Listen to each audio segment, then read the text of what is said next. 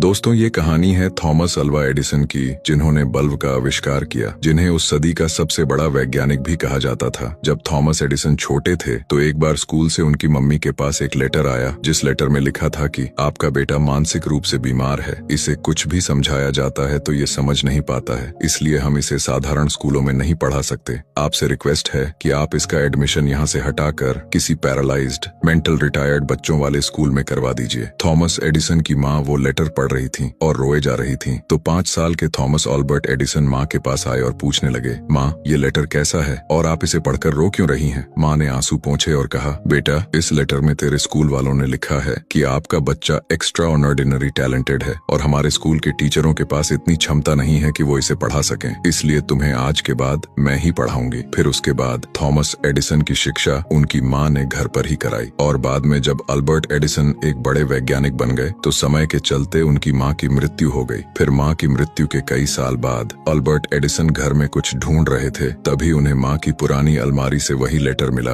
जिसे उस दिन पढ़कर माँ रो रही थी। फिर एडिसन ने जब वो लेटर पढ़ा तो वो अपने आंसू रोक नहीं पाए। उनके ऑफिस के दोस्तों और कर्मचारियों ने जब उनसे पूछा, सर क्या हुआ, आप रो क्यों रहे हैं, तो उन्होंने कहा, मैं रो इसलिए रहा हूँ क्योंकि एक माँ के पॉजिटिव नजरिए ने एक मेंटल रिटायर्ड बच्चे को थॉमस अल्वा एडिसन बना दिया। अगर मेरी माँ तब मुझे वैसे ही ट्रीट करती जैसा लिखा गया था तो मैं कभी वो नहीं बन पाता जो आज हूँ। कहानी को समझिए। इस बात को इस रूप में भी देखा जा सकता था कि अगर वो माँ उस समय नेगेटिव हो जाती तो शायद उस बच्चे को लाइफ टाइम नेगेटिव प्रभाव मिलता रहता और वो कभी दुनिया का महान वैज्ञानिक थॉमस अल्वा एडिसन नहीं बन पाता। इसलिए जितना हो सके आप भी अपने जीवन में पॉजिटिविटी लाई।